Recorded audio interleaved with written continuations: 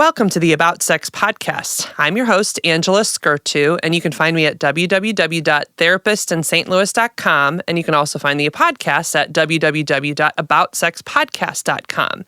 Today, we are talking with Tom LaPonti. Did I say that right, Tom? That is correct. Oh, good. The sleep guy. I realized I didn't ask you before. So, okay, everybody, this is Tom LaPonti, the sleep guy. And you have spent the earlier part of your life walking the fence between a creative career and a professional one as a project manager in technology. All right, now before we get into this next conversation, I just want to stop to give us a word from our new sponsors. So I am now working with a really cool company called Let's Get Checked. You can find them at trilgc.com/staykinky. What's really cool about this company actually is that they're doing testosterone testing for men and hormone checks for men and women. A lot of people are struggling with hormonal imbalances and reduced testosterone levels, which really can impact your sex life. And so more and more men and women are trying to test their hormone levels to see how they're doing. 1 in 4 men over 30 are actually low in testosterone. Symptoms you might want to look at include fatigue, erectile dysfunction, low sex drive, anxiety, brain fog, even having a hard time making decisions, which is basically most of my client population. Just teasing. But I mean, enough of you who come see me are actually really struggling with testosterone levels and your sex drive. So what's cool about this group is you can pick from either a male hormone test kit, a female hormone test kit, or an STD test kit. And what's really cool is they send it right to you in your home. You do what you need to do to take the test. And depending on what test you use, you'll either have to do a blood sample or a blood sample and a urine sample. And then you send it back and everything's completely confidential. And basically, they deliver it to your home, they collect your sample, they review your results for you. So depending on what happens with your test, they may provide a prescription in some cases. Usually it would only be for something like if they're treating STDs. If you do end up having something longer term like hormone therapy, then you'll likely be referred to a longer term provider. But at least you'll know where you stand. So it's really cool. Your results are available and they'll be reviewed by a physician. And then a nurse will contact you for a consultation over the phone. The Let's Get Checked laboratories are CLIA approved and everything is completely anonymous. So again, that website is trilgc.com/staykinky and use the coupon code STAYKINKY to get 20% off. So I'm going to let you tell a little more of your story. So like I always put out in my questionnaires to my guests, I say, what is something, give us a short description of what makes you awesome. So Tom, tell us what makes you awesome.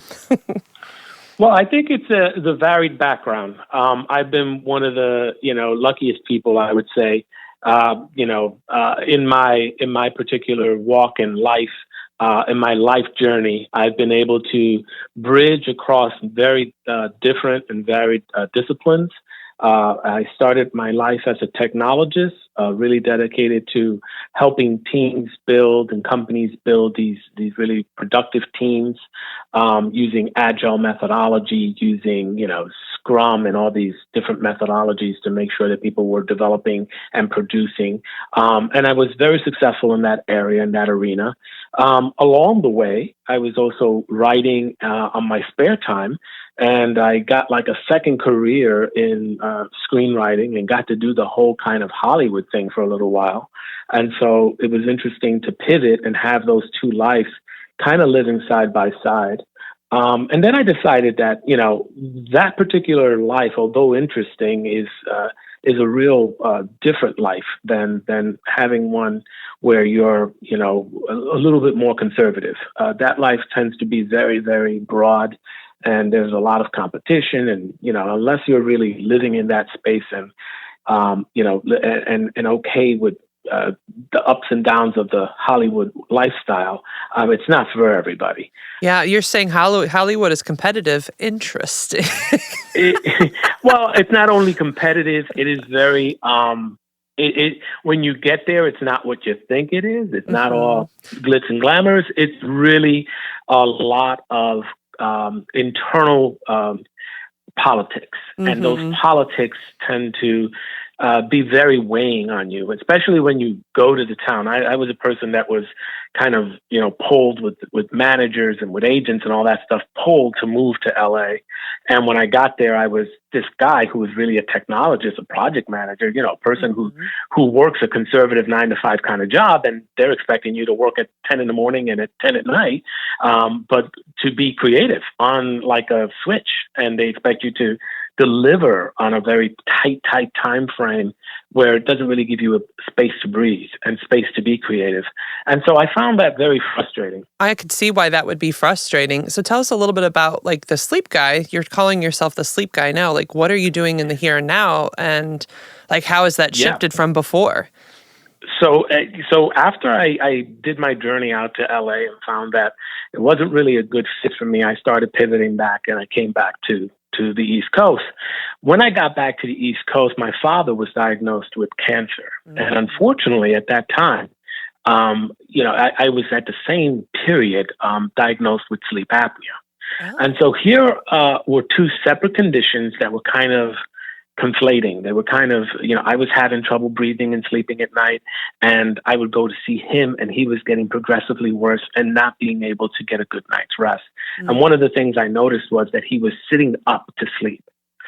And I was like, what is going on? Why are you sitting up to sleep? And he was like, I'm afraid to lay down. And so I went on this whole little path of research. And, since my background is really, again, organizing, and I've even done some advocacy work in the consumer end of products, I said, let me do some research and find out what's available for sleep and for my father. Maybe I can help him out.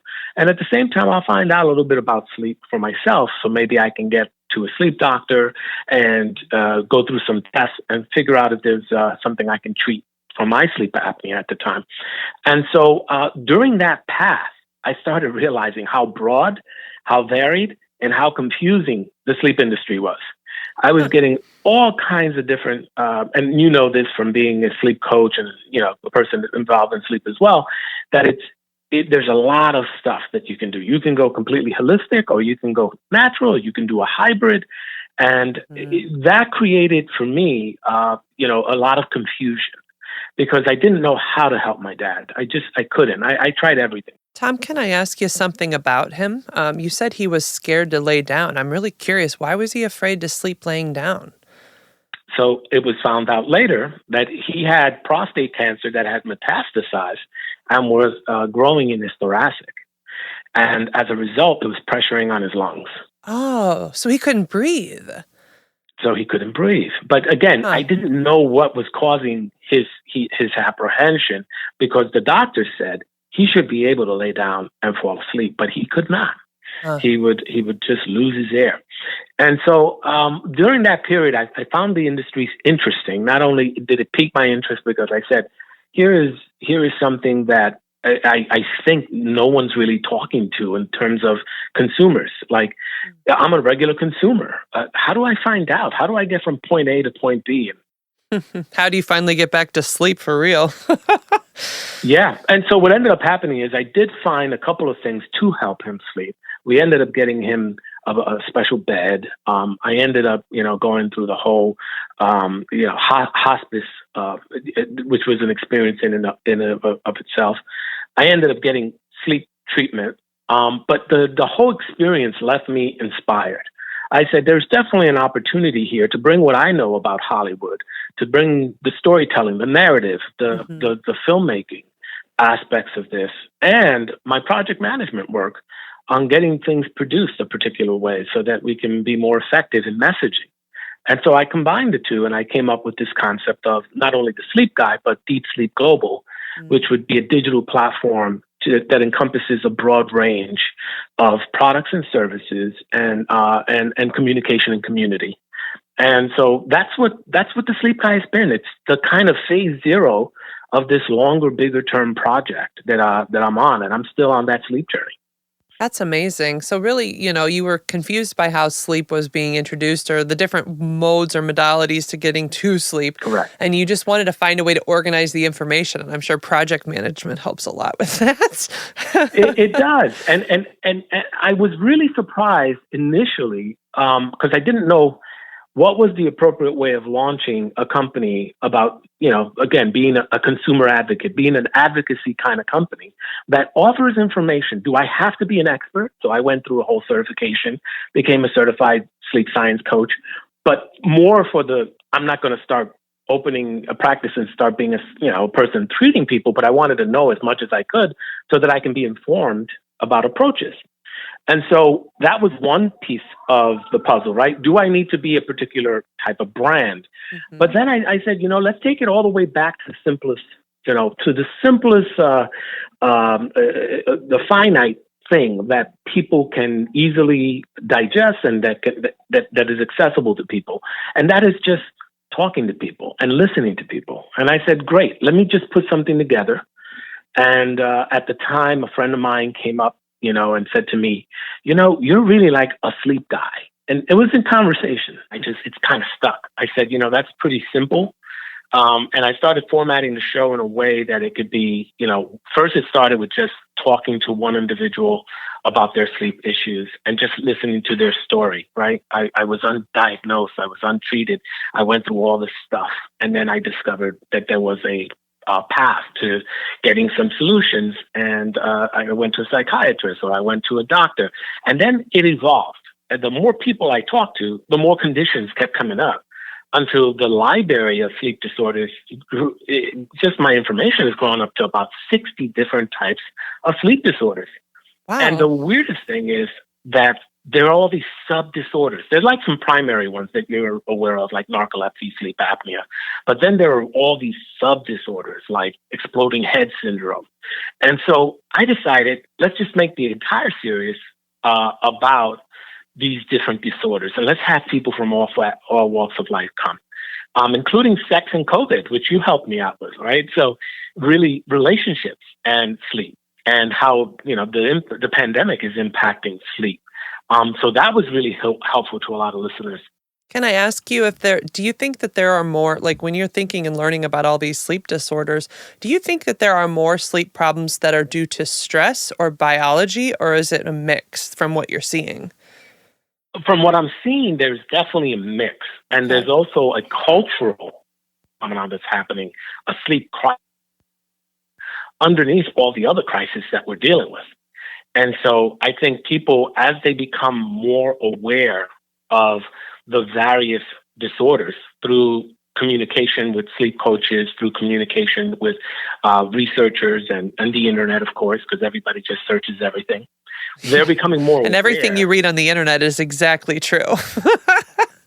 Exactly, because it's on the internet, right? Yeah, of course. And unfortunately, that is driving more stress and it's driving more anxiety. And it's causing more confusion. And so I'm hoping that now what's happening is more experts are approaching the channel and saying, can I do an interview? And so for the first time, I'm pivoting away from just, hey, I'm the consumer advocate guy listening to sleep stories to now bringing in doctors and dentists and psychiatrists and specialists in specific verticals like women in menopause and how does sleep affect that? Like it's getting really finite.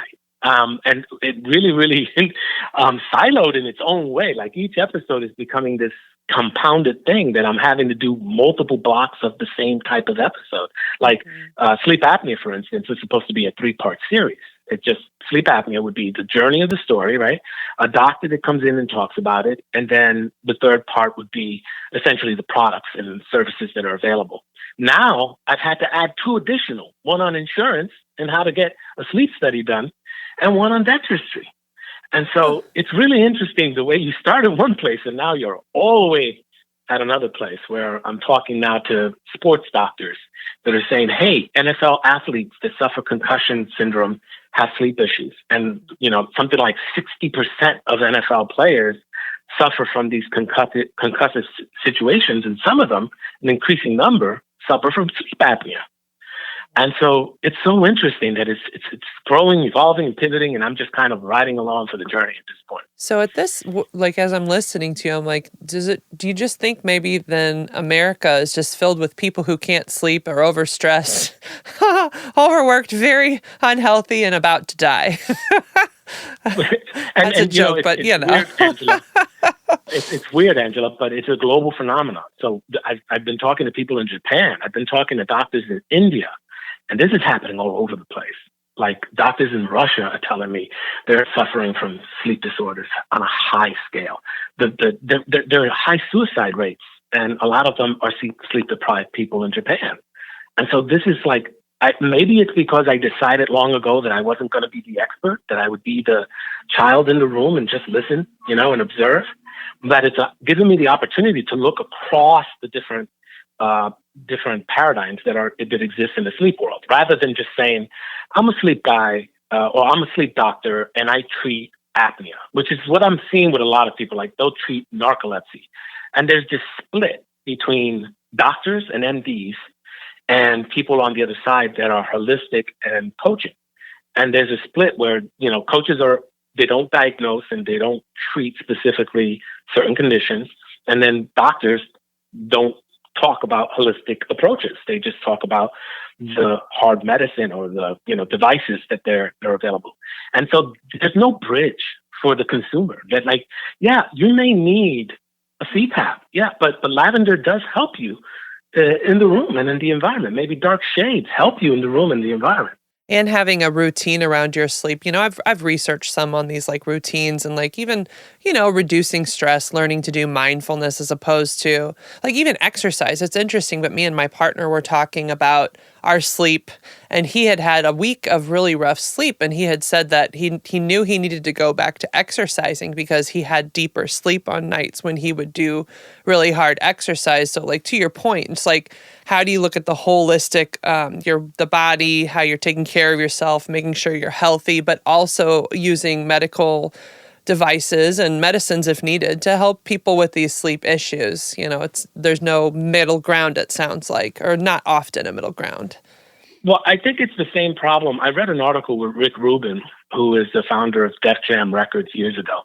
Okay. And he, the way he addresses issues, right? So in the past, he used to address issues by saying, here's a problem, how do we fix it, right? And now, during his years of experience, he's learned he no longer asks that question. He no longer says, here's the problem, how do we fix it? He goes, here's a problem, what do you think? Where do you think we should go with this? And I think that, unfortunately, we're not doing that in medicine, and we're not doing that in the sleep industry. They're just saying, here's a problem, here's how you fix it. They're not asking the patients. And I think until we get the full story and all the nuances, there's not going to be a broader, more responsive reflection of what really does work. A sleep routine that encompasses everything and that it's offered by an MD, like sleep doctors, for instance. Until about 10 years ago, there were no sleep programs that an MD could go through. And now I'm talking to 2 and 3 doctors a week that are going through sleep electives through their whole practice. This didn't exist years ago. And so doctors that you go to today that are MDs, they may have graduated in the 60s, and they don't have that sleep information. And so you're talking to an MD, which everybody does. Everybody goes to see their primary care physician. That person may not be the best person. You may need a coach to bridge the gaps and to point you in the right direction to a sleep doctor, to a sleep psychologist that can help you treat your. That's where the coaches, I think, fit in best, where they can be educating and training the general public on where they need to navigate to. They can be the crossing guards, the kind of traffic cops. And they can also help building routines because they're seeing both sides of the picture without having to treat, debilitating ailments like narcolepsy. I'm curious, do you happen to have, like earlier you talked about exploding head disorder? So like I think most people know about sleep apnea or narcolepsy. I think those are pretty familiar, but things that are a little less familiar, I'm really curious if you could describe for a bit, like exploding head disorder. I've never heard of that, so tell me about it, please. Well, it's no more like exploding head syndrome. And what happens is that there are people that actually hear, when they're in the middle of their sleep cycle, they get this almost like a loud explosion, but inside of their head. In other words, it's not in the room. It's like you feel like you get the reaction, physical reaction of an explosion, without actually experience it, without actually externally experiencing it. It's a weird, weird sensation that happens. And people get these explosions in the middle of the night. They get this thing that wakes them up. They're in excruciating pain and they don't know why. And it isn't until they get properly diagnosed that they can actually start working toward treating it. And so a lot of people just think it's a nightmare, or it's maybe something that they experienced during their sleep. Maybe something happened. Maybe they heard a noise. But no, it's an actual thing that physiologically affects people. And there's still a lot of mystery of what causes it. But I'm going to be having a doctor on not too long from now. We have them booked on the show to talk about exploding head syndrome. Another weird one is we're going to go into the mysteries of sleep, because one of the things that I wanted to do, which is close to my own heart, is the paranormal, right? I'm a fan of those paranormal shows, right? Where people are like doing all kinds of weird stuff, investigating ghosts or whatever. And I said, I would love to do like a series on sleepwalking and night terrors and take a paranormal approach just to kind of explore that area. Not to say that this show is going to turn into a paranormal show. I don't have. It's just kind of fun to see and explore people's ideas about that too. Yeah. I mean, I don't know where that's going to take us. I am going to do an episode or two on sleepwalking and what they call parasomnias. But I'm not going to go so far deep where it becomes sidetracked to the mission, which is currently to just get the documentation, the living documentation of stories from people who actually suffer disorders in the effort of helping the audience identify their own sleep disorders. And so that's really my mission, is just to get the education out from the horse's mouth, from the people that are going through it. So if you got a person that's got exploding head syndrome, talking to you, the audience, about exploding head syndrome, it's a lot more credible than me telling you this thing exists. And I find that that's the same thing with all disorders, that when people hear real people that are going through it and they start telling them their journey, their story, it's a real powerful way to get that message across. Tom, I'm curious, did you figure out your own story? So like you said, you were, we kind of went on a little bit of a sidetrack to learn a little more about what you do, but I'm curious, you mentioned that you and your dad both had these sleep troubles, and I'm curious if you ever figured out your sleep troubles or if he figured out his. Like what shifted there for you two? So that's partly a sad story and a happy story. The sad story is that my father died in a short period of time. It didn't give me enough time to help him.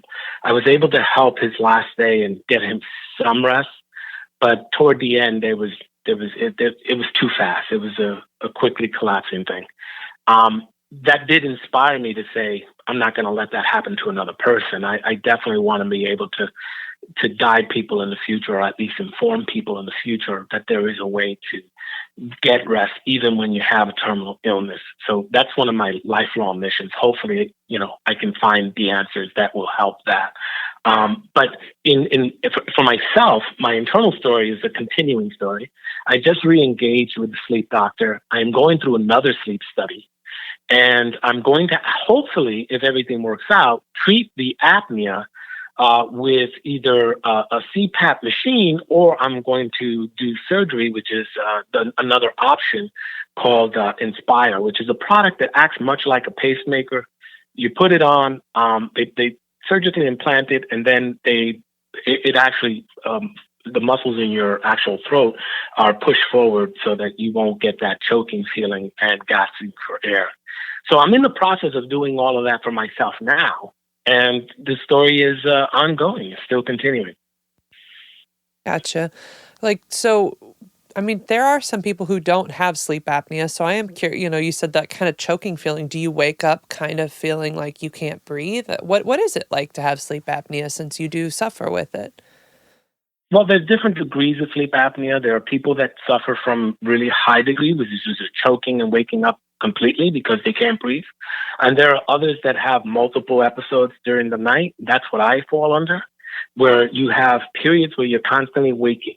And you don't wake up fully, but you get out of that really healthy a cycle of REM sleep, and you don't go through the phases the way you should, so you don't get that nice roller coaster ride that you're supposed to have. You get all these interruptions. And in mines, I know that, and this is why I'm going through the sleep study again. I live in New York City. It's a very loud city, and I have a window that faces a very busy boulevard.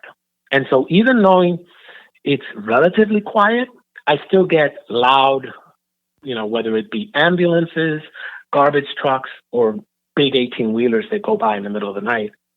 That could be causing some of the episodes of waking, but I want to be sure. And so that's why I'm going through it again.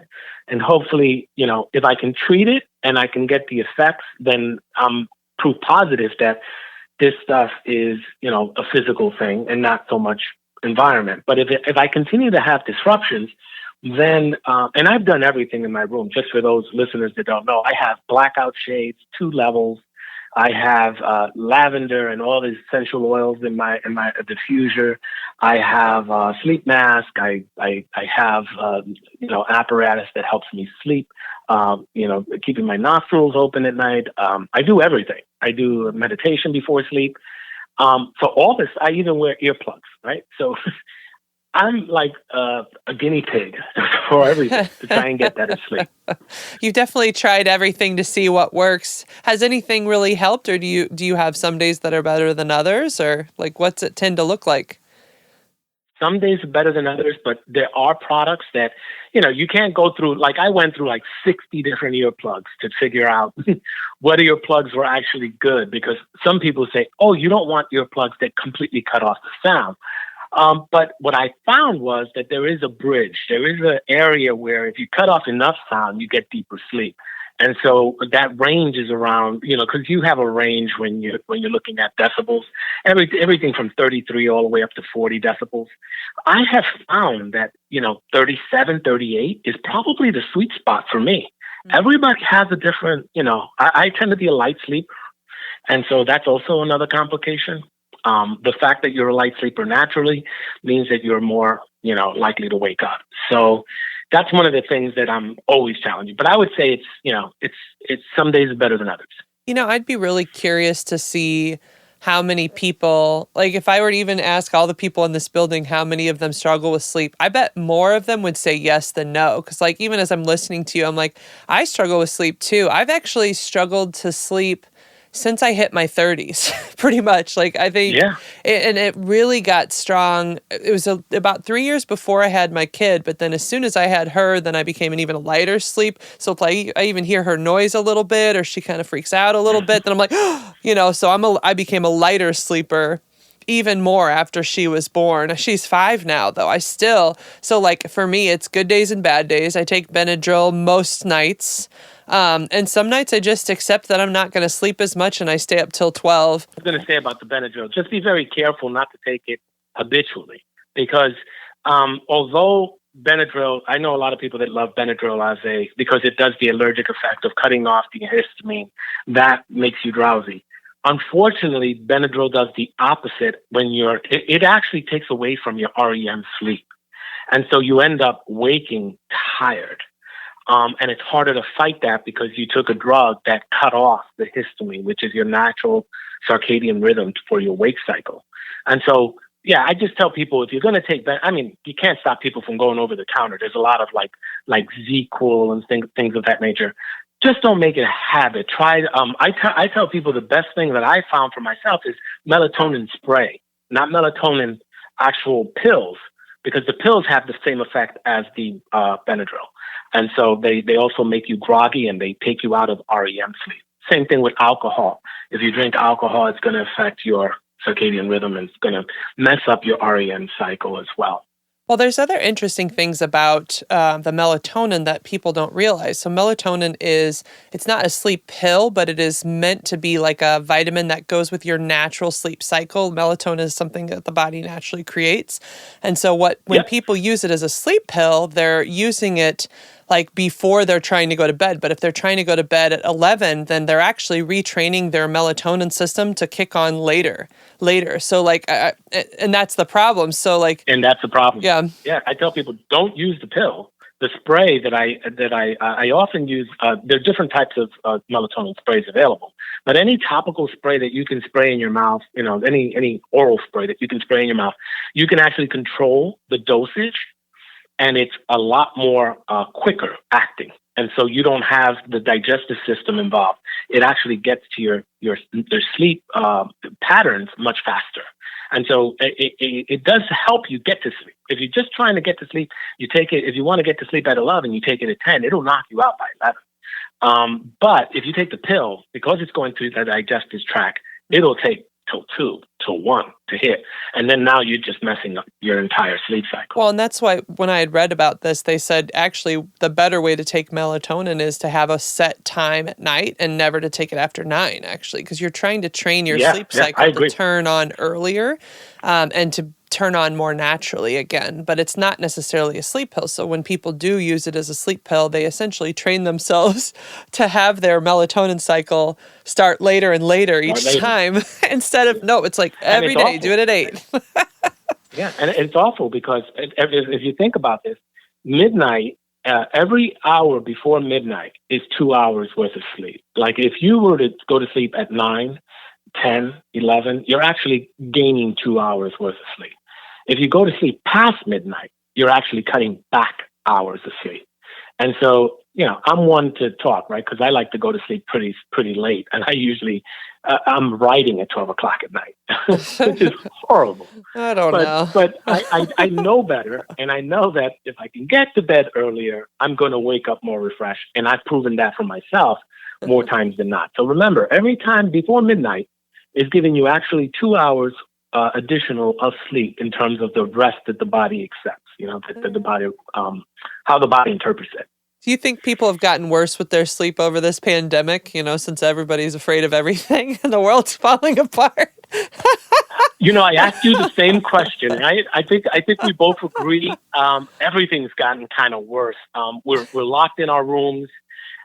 We're completely off cycle on everything. How we eat, how we're gaining weight, we're more stressed out, we're working longer. I think everybody on average is working an hour longer. And that's the average. I'm thinking, I know people that are working 2 and 3 hours longer. So I think we definitely need a solution, and we need to get these vaccines. If this is the way to us getting out of our houses, and back to a normalcy of some kind, I'm all for it. So I honestly do think that it has impacted the sleep world quite a bit. I think there has been an increase in also just depression rates, and that's also related to sleep.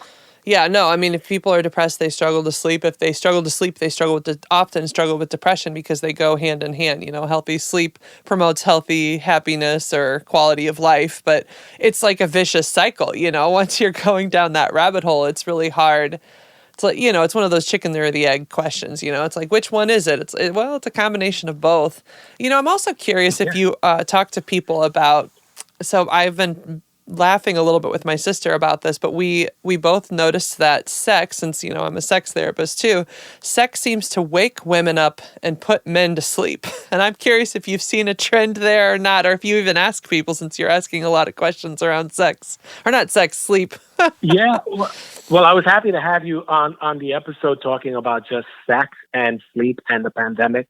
But the truth is, it does put men to sleep physically, because men are exerting themselves, and then women are actually, it's men and women, the biology is almost opposite in every kind of way that you can think of in terms of the way we interpret our physiology. And so the body is really weird in that sense, that men, they tend to be more active in the morning in terms for the sex part. Men tend to be more virile, if you will, in the morning. Oh yeah, testosterone levels are higher in the morning.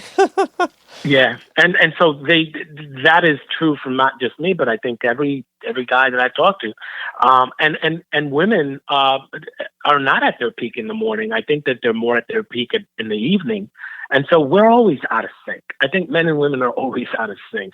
And so, I think that there's some truth to that men do knock out right after anything that is, unless they're doing it so late and so, with such zero that it gives them the effect of going to the gym.